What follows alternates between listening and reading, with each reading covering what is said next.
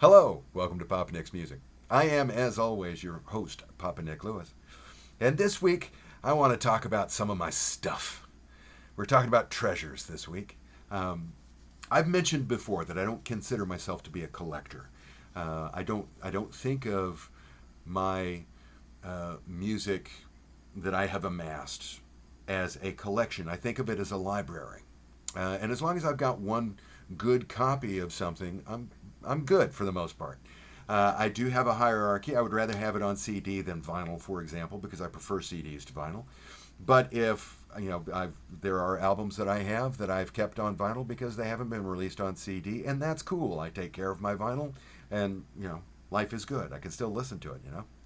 But I don't feel the need to buy every available variant of every available title, and ooh, that's the one that has the misprint on the liner notes, and I'm not into any of that kind of stuff. So I don't think of myself as a collector. That being said, there are certain things that I very much treasure having.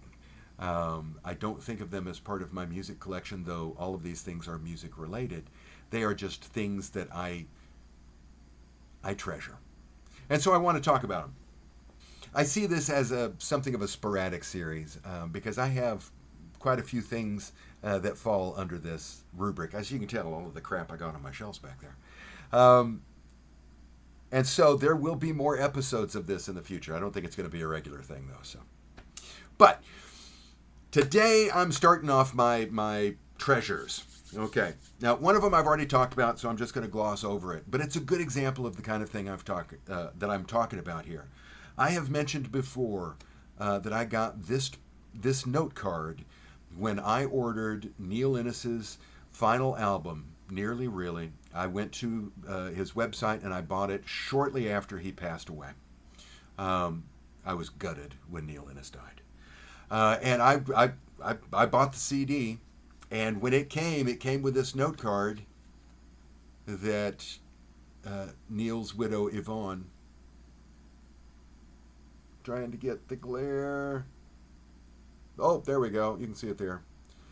Neil's widow Yvonne hand wrote a thanks on it, and I treasure this thing. It usually sits. I've got a shelf up above my monitor here, and that's where it normally sits. So that's the kind of thing I'm talking about. I'm not talking about, ooh, this is a super rare deluxe. No, this is something that means something to me, and I love it because of that, and I will always have it because of that. Cool? Okay.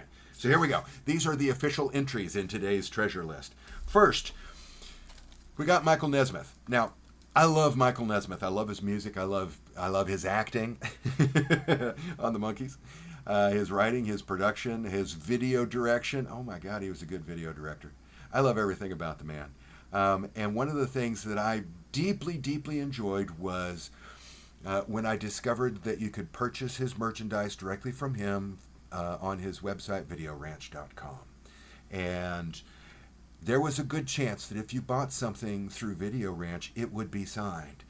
And if you requested that it be signed, it would be signed. If you requested a personalization, a lot of times you would get that. I got this picture as an example to hold up. This was just a thing that was included as part of the package when I bought one of his albums. The album that I bought was Cosmic Partners, the McCabe tapes with Red Rhodes, which, as you can see, well, get the right corner up there, Nick, which, as you can see, he autographed to me specifically. I treasure this. You can't tell. There's a door right here. On older videos, back when the wall that I'm looking at now used to be this wall here. So you go back and look at like my Steely Dan ranking, for example. Okay, so the camera is looking in this direction, and so you can see the door back there. I have since switched my office to where it's oriented this way. You can't see it anymore. But yeah, if you're curious about the continuity flub in my videos, that's what happened. Not too long after I moved into this space, I shifted it around a little bit, which is beside the point. Why am I talking about it? God only knows. Anyway, there's a door right there that goes out into a hallway that my wife and I call the Hall of Fame. because it's where we have hung all of our framed memorabilia, autographs that we've gotten over the years and stuff like this. And I've probably got, I don't know, 3 or 4 different Mike Nesmith things hanging out there. I love Michael Nesmith. I love the fact that he was more than willing to autograph things if you bought stuff from him. He was not particularly fond of signing autographs if you just walked up on the street and said, "Hey, can I have your autograph?" I can respect that, and I deeply admire him. I deeply admire the man and the fact that he was able to personalize as much stuff as he did. I treasure that. Running Mike a close second out there in the Hall of Fame is Brian Wilson. I've got a handful of things that were signed by Brian.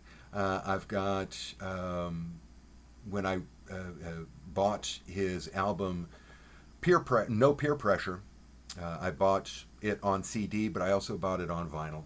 And the version that I got on vinyl was autographed. And so I've got that hanging out there. When he was on that tour, that concert tour, I paid significantly extra bucks for a VIP ticket that got me like second row, third row, I think. Toward the center. I was looking right at Al Jardine during the concert. I loved it. That involved, I've got another an autographed sheet of sheet music from Love and Mercy, and this thing, which it has Brian, it has Blondie Chaplin, and it has Al Jardine. Oh, I will treasure this. I wasn't able to get him to put to Nick on it, but proof that I was there, which I love. Treasure that. My third treasure. If you're looking over my shoulder at my bookshelves, you'll notice that something looks different. I don't normally have a Monkees book there. I normally have something else there. What do I normally have there? I normally have this back there. This is Ella Fitzgerald sings the George and Ira Gershwin songbook with music arranged and conducted by Nelson Riddle. The original box set. The box itself is in pretty rough shape. All of the seams have been taped 2 or 3 times. This belonged to my father.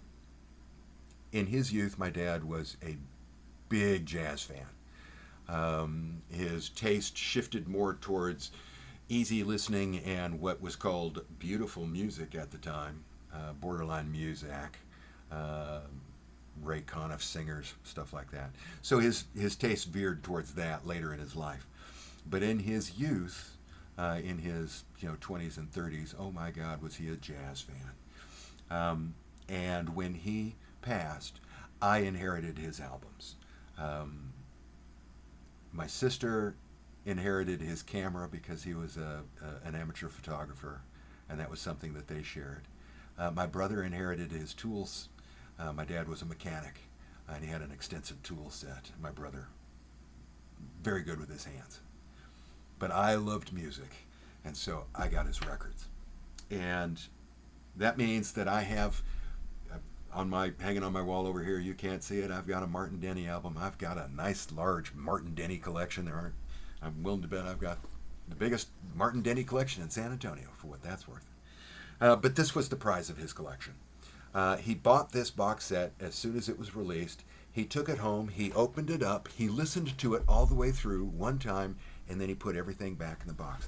So the box itself, like I said, is in pretty ratty shape. But when you open it up, you do this without tearing it all apart, and you go through the books and all of that, and then you get to one of the vinyl bits. Pull it out of its thing, and you look at it. This is pristine. It's been played once. Wonderful condition. He said, as he very carefully puts it back in the sleeve that has a paper sleeve and an interior interior plastic sleeve. The paper sleeve has ripped over the years, but the interior plastic is still intact. Put that there. I treasure this. I don't know if it's worth anything. Frankly, I don't care if it's worth anything. I couldn't possibly be offered enough money to part with it because I don't value it because it is such a good copy, such a playable vinyl copy of this album. This is a treasure to me because this was my dad. This was something that my dad loved. And it's something that I can share with him, even now, 40 years after he died. So I deeply treasure it. And as soon as I'm done, it's going back over on the shelf, and the monkeys are going back into their place toward the bottom of that shelf. But that's what I'm thinking about this week. Things that I treasure. Not things that I've collected, but things that speak to me, things that say something about my soul, that say something about my spirituality, things that I treasure. What do you think? Are there things that you treasure? Drop those comments down below. I always love hearing from you. I hope you enjoyed today's video. I know I certainly enjoyed having you hang around with me. If you did enjoy it, I'd appreciate it if you'd click the like button. And while you're down there clicking, go ahead and click the subscribe button if you have not already done so. It costs you nothing, but it means the world to me, so I very much appreciate it. Thanks again for hanging out with me today.